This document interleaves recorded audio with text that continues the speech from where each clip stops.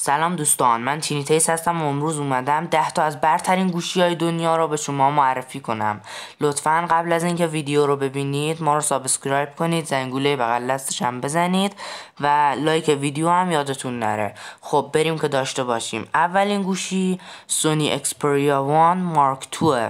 این گوشی از لحاظ دوربینی و کیفیت صفحه نمایشگر بسیار فوق العاده است و بالا دست نداره.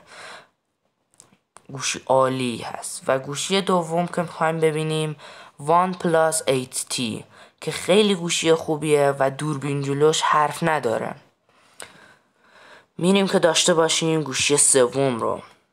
گوشی سوم شیائومی می 10 یا می 10 پرو. این گوشی ها در ایران هم فکر کنم موجود باشه.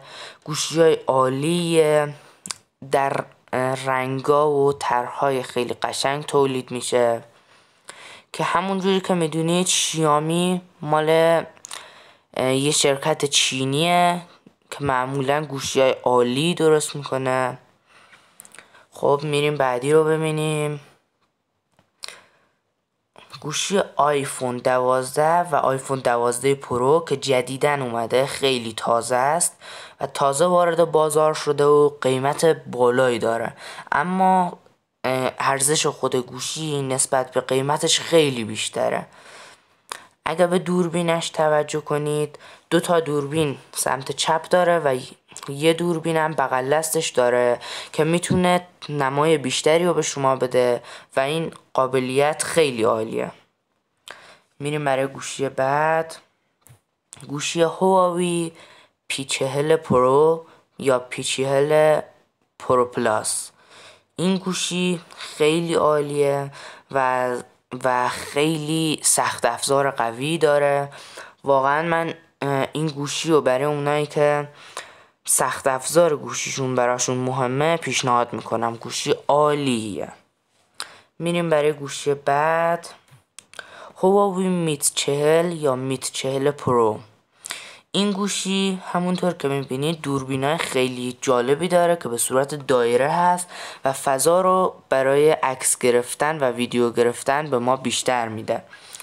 این گوشی از لحاظ دوربین، از لحاظ کیفیت رنگ فوق العاده است، فوق العاده. و حالا گوشی آخر که شاید فکر کنین این مثل یه گوشی ساده است، مثل یه گوشی معمولیه. آیفون SE 2020.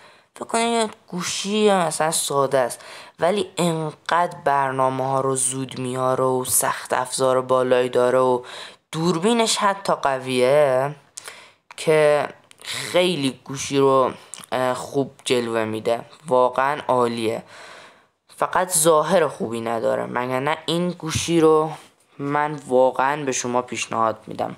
درسته ظاهر خوبی نداره اما عالیه. خب به پایان این ویدیو رسیدیم. ممنونیم که ویدیو رو ما رو تماشا کردید.